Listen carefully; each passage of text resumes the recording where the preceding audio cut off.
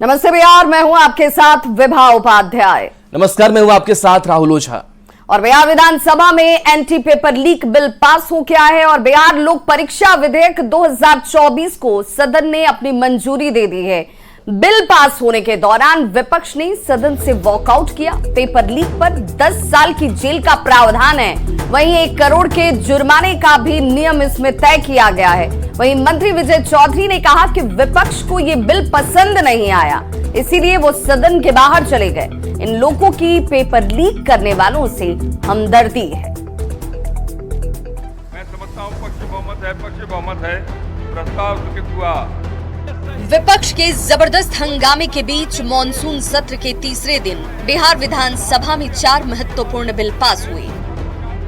बिहार विद्यालय परीक्षा समिति संशोधन विधेयक 2024, बिहार माल एवं सेवा कर संशोधन बिल सदन 2024, बिहार लिफ्ट एवं एक्सीलेटर विधेयक 2024, बिहार लोक परीक्षा अनुचित साधन निवारण विधेयक 2024। इन चारों बिल में सबसे ज्यादा चर्चा बिहार लोक परीक्षा अनुचित साधन निवारण विधेयक 2024 यानी कि एंटी पेपर लीक बिल की हो रही है। इस बिल के जरिए सरकार ने वैसे लोगों के लिए मुश्किल की घंटी बजा दी है जो परीक्षा के पेपर लीक कराते हैं या परीक्षा में धांधली करते हैं। एंटी पेपर लीक विधेयक के जरिए सरकार पेपर लीक को लेकर बहुत कड़े नियम लेकर आई है। इसके तहत पेपर लीक पर 10 साल की जेल और 1 करोड़ रुपए जुर्माने का प्रावधान है। कानून बन गया है, महामहिम राज्यपाल महोदय का दस्तखत होगा, उसका कार्रवाई। एक तरफ सदन में anti paper leak bill pass हो रहा था तो दूसरी ओर विपक्ष ने विधानसभा से वॉकआउट कर दिया, जिस पर सत्ता पक्ष के नेता निशाना साध रहे हैं। मंत्री विजय चौधरी ने कहा कि विपक्ष को ये बिल पसंद नहीं आया, इसीलिए वो सदन के बाहर चले गए। इन लोगों की पेपर लीक करने वालों से हमदर्दी है। कानून के बनने के समय वो सदन से बहिष्कार कर गए। लगता है कि इन अपराधियों को दंडित करने के लिए जो सरकार ने संकल्प लिया है उससे इन्हें परेशानी हो रही है। विपक्ष के वॉकआउट पर सत्ता पक्ष की ओर से किए जा रहे हमले पर विपक्ष के नेताओं का जवाब भी सामने आया है। कांग्रेस के विधायक नीतू सिंह कह रही हैं कि उनके नेता राहुल गांधी ने ही इस मुद्दे को उठाया था। मुद्दा तो हम ही लोग उठाए हैं, हम ही लोग तो मुद्दा उठाए हैं। हमारे नेता राहुल जी इस पे कितना लड़ाई लड़ रहे हैं, किसी से छुपा हुआ नहीं है। तो वहीं आरजेडी विधायक भाई वीरेंद्र का कहना है कि ये बिल लोगों की आंखों में धूल झोंकने के लिए है। अरे बाइकाट किया दूसरे चीज पर ना, आरक्षण को 9वीं अनुसूची में शामिल नहीं सरकार कर रही है, इसलिए हम लोगों ने। सियासत अपनी जगह है, लेकिन 16 राज्यों में 48 ऐसे मामले आए जिनमें परीक्षा में गड़बड़ी की गई।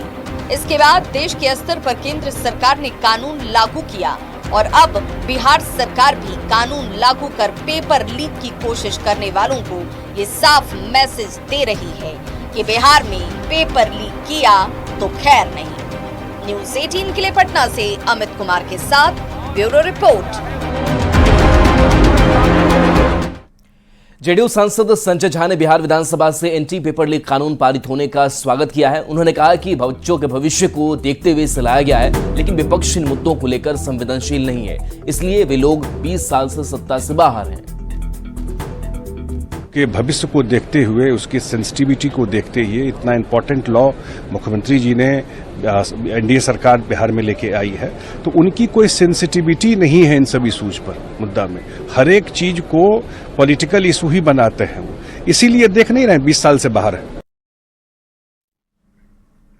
तो बिहार विधानसभा में मॉनसून सत्र के तीसरे दिन जोरदार हंगामा हुआ। विपक्ष के हंगामे को देखते हुए मुख्यमंत्री नीतीश कुमार भड़क जाते हैं। नीतीश कुमार ने मसौढ़ी से राज्य की विधायक रेखा देवी को कहा कि महिला हो समझती नहीं हो, और अब आरजेडी और कांग्रेस के नेता मुख्यमंत्री नीतीश कुमार के बयान पर निशाना साध रहे हैं, तो बीजेपी और जेडीयू नीतीश के बयान का समर्थन करती नजर आई। कल जो हंगामा कर रहे थे उसका जवाब और आज जो कर रहे हैं कोई मतलब नहीं। पूरा का पूरा हम लोगों को भी इसके लिए सुप्रीम कोर्ट में गए हैं। सत्र की शुरुआत से ही हंगामे के मूड में दिख रहे विपक्षी विधायकों ने बुधवार को भी विधानसभा में जोरदार हंगामा किया। आरक्षण को 9वीं अनुसूची में शामिल करने की मांग को लेकर विपक्षी विधायकों ने खूब शोर शराबा किया। विपक्ष के हंगामे को देख मुख्यमंत्री नीतीश कुमार भड़क गए। नीतीश कुमार ने मसौढ़ी से आरजेडी के विधायक रेखा देवी को कहा कि महिला हो, समझती नहीं हो। आरजेडी ने कभी महिला को आगे नहीं बढ़ाया। 2005 के बाद हमने महिला को आगे बढ़ाया है। अरे महिला हो, कुछ जानती नहीं हो, महिला को अरे बोल रही है, कहां से आते? इन लोगों के साथ जो हैं, ये लोग कोई महिला को आगे बढ़ाया था? अरे हम 5 के बाद न महिला को बढ़ाए हैं, बोल रही हो। सीएम नीतीश ने आरक्षण को 9वीं अनुसूची में शामिल करने की मांग पर भी जोरदार जवाब दिया और विशेष राज्य के दर्जे के मुद्दे पर कांग्रेस को भी आईना दिखाया। कल बड़ा भारी आंदोलन कर रहे थे, आज जब हम तो 10 से आंदोलन कर रहे थे जी, बिहार को विशेष राज्य का दर्जा मिले, आपका पटिया नहीं किया, ये दोनों एक साथ थे। सीएम नीतीश कुमार जिस अंदाज में आरजेडी की महिला विधायक रेखा देवी पर भड़के, विपक्ष उसको अब मुद्दा बना रहा है। आज है कि 9वीं में सूची में निकाल दिया गया है, हम लोग प्रोटेक्ट कर रहे थे, इसी में मुख्यमंत्री भड़क गए कि महिला है, कुछ जानते हैं, कैसे आ गए महिला का, हम सब कुछ महिला की कुछ बुझा रहा है। सीएम नीतीश कुमार पर पूर्व मुख्यमंत्री राबड़ी देवी ने भी निशाना साधा। राबड़ी देवी ने कहा कि नीतीश कुमार और उनकी पार्टी महिलाओं को मान सम्मान नहीं देती। ये लोग महिला का मान सम्मान नहीं देता है, ये लोग बेइज्जत करता है महिला की, नहीं बोलने आता है। वहीं विपक्ष की ओर से सीएम की नाराजगी को मुद्दा बनाने पर जेडीयू और बीजेपी के नेताओं ने भी जवाब दिया। माननीय न्यायालय के यहाँ पर मामला लंबित है, तो हमें इंतजार करने की जरूरत है। इसमें हो हल्ला हंगामा करने कहीं भी न्यायोचित नहीं। वो हम लोग कर रहे हैं, 9वीं अनुसूची में डालने का की प्रक्रिया बढ़ा रहे हैं। सुप्रीम कोर्ट में इस जो हाई कोर्ट ने रोका है, उसे रद्द कराने का काम हम लोग उसमें लगे हुए हैं। तो आखिर ये क्या मांग रहे हैं? हमको लगता है जो मांगते हैं वो खुद समझते नहीं है जो क्या मांगते। फिलहाल स्थिति यही है कि बिहार विधानसभा में सीएम नीतीश के बयान पर सियासत शुरू हो गई है। न्यूज़ 18 के लिए पटना से अमित कुमार और शैलेंद्र कुमार के साथ ब्यूरो रिपोर्ट। केंद्रीय बजट में बिहार को प्राथमिकता दिए जाने को लेकर देश भर में सियासत हो रही है। विपक्षी दल इसे भेदभाव वाला बजट बता रहे हैं। बिहार में भी इस पर खूब राजनीति हो रही है। एक ओर बीजेपी और जेडीयू विशेष पैकेज का दावा कर रही है, तो दूसरी ओर आरजेडी के नेता इस बजट को कुर्सी बचाने वाला बजट बता रहे हैं। देखिए, ये विशेष तौर पर ही आर्थिक सहयोग है। नेपाल की पानियों से जो बाढ़ की स्थिति होती थी, उसके लिए भारत सरकार ने अध्ययन कराया।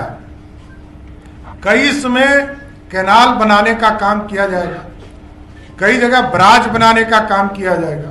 और बिहार में इंफ्रास्ट्रक्चर के डेवलपमेंट के लिए, टूरिज्म के लिए, सड़क के निर्माण के लिए, मेडिकल कॉलेज बनाने के लिए बहुत सारी योजना इस तरह से बिहार के लिए अलग से की गई है। बजट आया है बिहार के लिए और पूरे देश के लिए, ये कुर्सी बचाने के लिए आंध्र प्रदेश में बिहार के लिया है। कुर्सी बचाने के लिए माननीय नरेंद्र मोदी जी अपना कुर्सी बचाने के लिए 2 राज्य के लिए सब राज्य छोड़ दिए, पूरा देश छोड़ दिए। पूरा पीठ थपथपा रहा है। पैकेज मिल गया बिहार को। क्या मिल गया पैकेज? पुरानी स्वीकृत योजनाओं को आप पैकेज मान रहे हैं। ये पैकेज हो गया, योजना मद में राशि स्वीकृत हो गई, वो पैकेज हो गया जो पहले से था। तो बजट को लेकर मीसा भारती ने केंद्र सरकार पर जोरदार हमला किया। मीसा भारती ने कहा कि बिहार को बजट में कुछ मिला ही नहीं। विशेष राज्य के दर्जे की जो मांग थी वो पूरी नहीं हुई। केंद्र सरकार ने बिहार को लॉलीपॉप थमा दिया है। चाहते हैं कि बिहार को मिला क्या है? बिहार का जो डिमांड है, जो बिहार के मुख्यमंत्री का और जेडीयू का एक डिमांड था कि बिहार को विशेष राज्य का दर्जा और स्पेशल पैकेज मिलना चाहिए, तो उसमें उनको मिला क्या है? कहीं ना कहीं एक तरह से देखा जाए तो उनको मतलब एक तरह से एक झुंझुना और एक लॉलीपॉप देके उनको जो प्रधानमंत्री जी के सर के ऊपर जो तलवार लटकी हुई है उसको फिलहाल टालने के लिए उनको वो दिया गया। तो ये क्या जो बिहार के लिए जो योजनाएं हैं या जो भी है, तो क्या ये एक मुश्त ये पैसे क्या एक मुश्त में चेक काट के प्रधानमंत्री जी मुख्यमंत्री के हाथ में जा रहे हैं थमाने हैं? आप बताइए, बिहार का अपना खुद का बजट 2,50,000 करोड़ का होता है, उसमें ये और योजनाएं, ये तो ऑनगोइंग प्रोसेस है। खगड़िया से लोक जनशक्ति पार्टी रामविलास के सांसद राजेश वर्मा ने लोकसभा में स्वास्थ्य सेवा का मामला उठाया और कहा कि खगड़िया सदर अस्पताल में डॉक्टर, नर्स और मेडिकल स्टाफ की कमी है। खगड़िया बिहार का सबसे पिछड़ा लोकसभा क्षेत्र है, जहां मूलभूत सुविधाओं की काफी कमी है।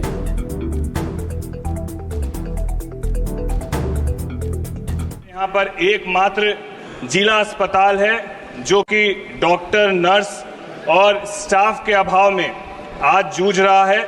मैं माननीय अध्यक्ष महोदय से निवेदन करना चाहता हूं कि राष्ट्रीय स्वास्थ्य मिशन के तहत राशि हमारे जिले को आवंटित की जाए और साथ ही साथ हमारे खगड़िया लोकसभा क्षेत्र में एक मेडिकल कॉलेज की मांग है ताकि स्वास्थ्य सेवाएं वहां पर सुचारू रूप से सुनिश्चित हो सके।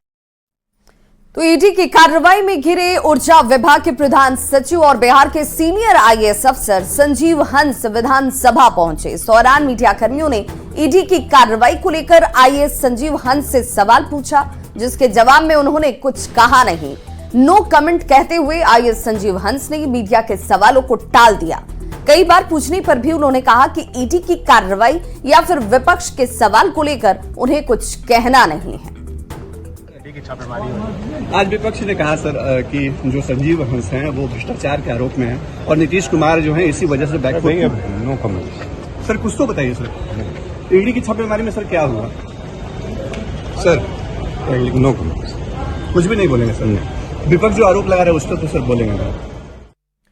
बिहार विधानसभा में मानसून सत्र के दौरान जोरदार हंगामा हो रहा है। सत्ता पक्ष और विपक्ष के बीच ठनी हुई है। हंगामे की वजह से कई विधायक सदन में अपनी बात को नहीं उठा पा रहे हैं। विधायकों का दर्द सामने आ रहा है। कांग्रेस विधायक प्रतिमा दास ने न्यूज 18 पर अपना दर्द बयां किया। कांग्रेस ही नहीं, सत्ताधारी दल की जेडीयू महिला विधायक शालिनी मिश्रा ने भी कहा कि जिन मुद्दों को उठाकर सदन की कार्यवाही नहीं चलने दी जा रही है, उस मुद्दे को उठाने का कोई औचित्य नहीं है।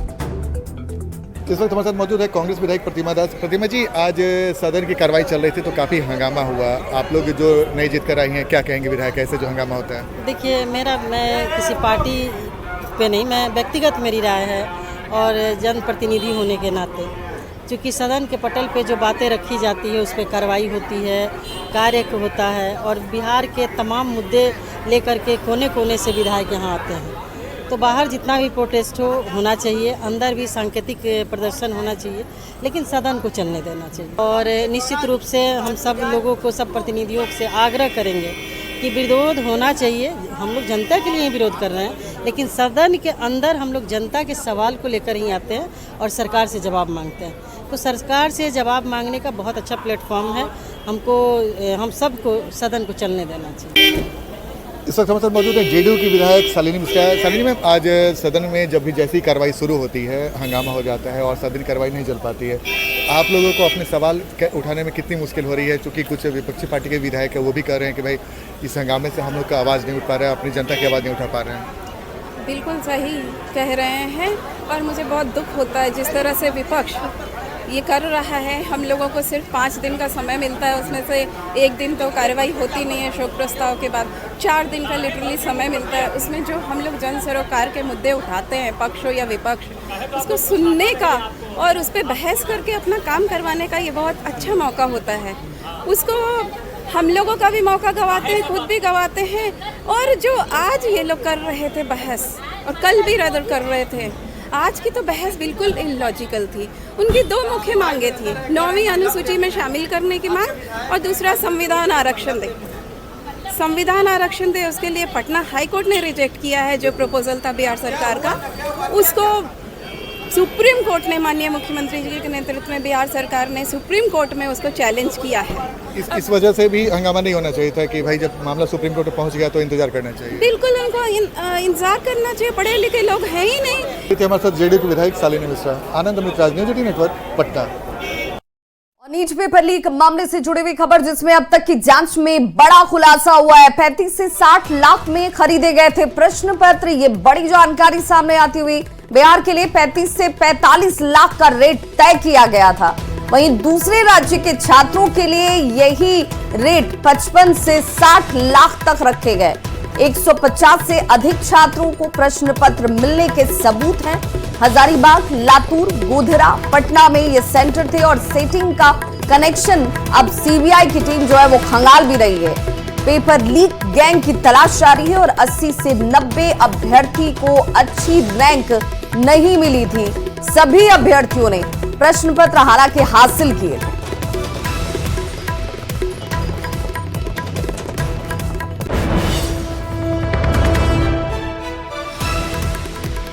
तो नीट पेपर लीक मामले से जुड़ी बड़ी खबर, सेटिंग का कनेक्शन अब सीबीआई की तरफ से भी खंगाला जा रहा है, लेकिन ये कहा जा रहा है कि जो पेपर लीक गैंग है उसकी तलाश अब भी जारी है। 90 अभ्यर्थियों को अच्छी रैंक नहीं मिली, लेकिन जो रेट तय किया गया था वो भी हम आपको दिखा रहे हैं कि सभी अभ्यर्थियों ने प्रश्न पत्र हासिल तो किए, लेकिन उन्हें वो मार्क्स नहीं मिले जिसके लिए पैसे दिए या लिए गए थे। और एनआईए की बड़ी कार्रवाई हुई है। बिहार में हथियार विस्फोटक बरामदगी मामले में सीपीआईएम नेता राकेश कुमार सिन्हा गिरफ्तार किए गए हैं। हथियार, गोला बारूद जब्त किए गए थे। कई आपत्तिजनक लेख, उपकरण भी मिले थे। बूढ़ा पहाड़ में नक्सली को ग्रेनेड दिया गया था। ग्रेनेड बनाने में परशुराम की मदद की थी। बड़ी साजिश का एनआईए ने खुलासा किया था और इस मामले में कार्रवाई हुई है। दिसंबर 2021 में 5 आरोपी पर चार्जशीट दाखिल की गई। जून 2022 में सीपीआईएम नेता मिथिलेश मेहता पकड़े गए थे। आरोप पत्र के बाद एनआईए की जांच लगातार जारी है।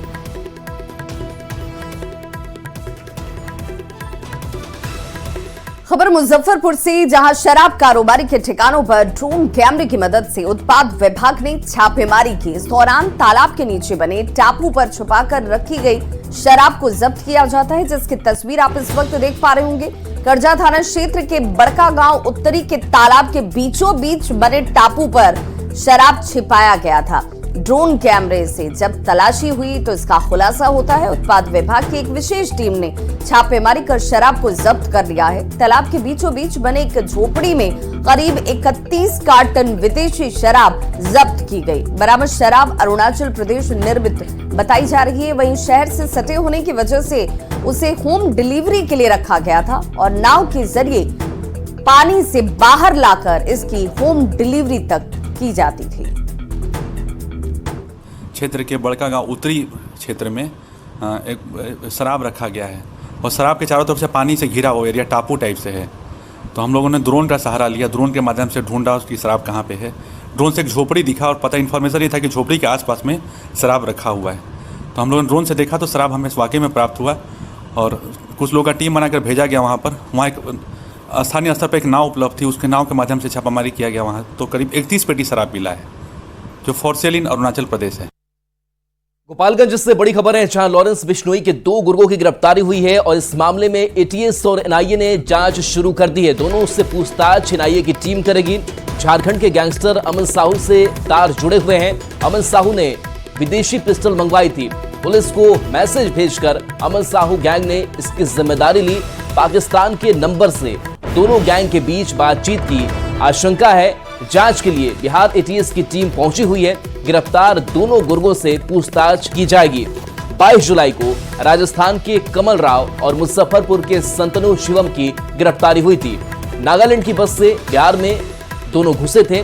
मोतिहारी और मुजफ्फरपुर में बड़ी घटना को अंजाम देने की इनकी योजना थी।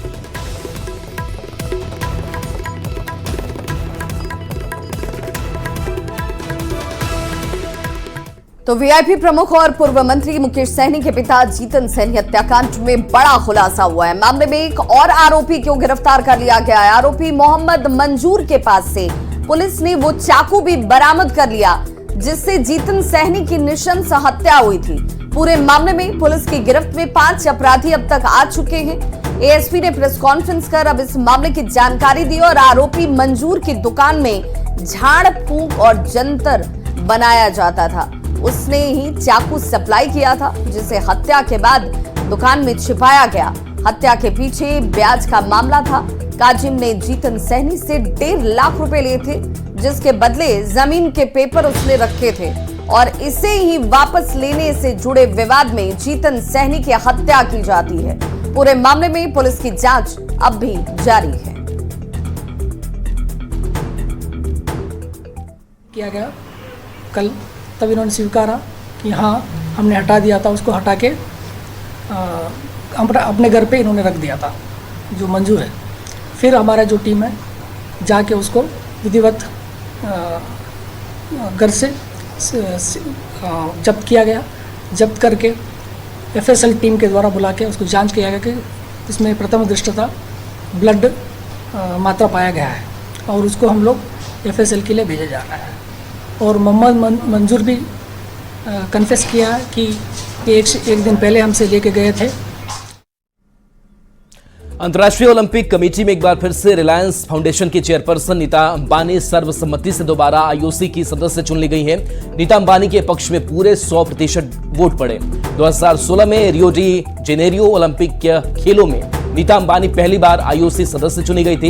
इस मौके पर नीता अंबानी ने कहा कि अंतर्राष्ट्रीय ओलंपिक कमेटी के सदस्य के रूप में फिर से चुने जाने पर मैं बहुत सम्मानित महसूस कर रही हूं। मैं प्रेसिडेंट बाक और IOC में अपने सभी सहयोगियों को मुझ पर विश्वास और भरोसे के लिए धन्यवाद देना चाहती हूं। मैं हर भारतीय के साथ खुशी और गर्व के इस पल को साझा करना चाहती हूं और भारत और दुनिया भर में ओलंपिक आंदोलन को मजबूत करने के लिए मैं तत्पर हूं। बता दें कि नीता अंबानी के नेतृत्व में 40 साल के इंतजार के बाद भारत को IOC की वार्षिक बैठक की मेजबानी मिली थी। वर्ष 2023 में मुंबई के जियो वर्ल्ड सेंटर में इसका सफल आयोजन किया गया था।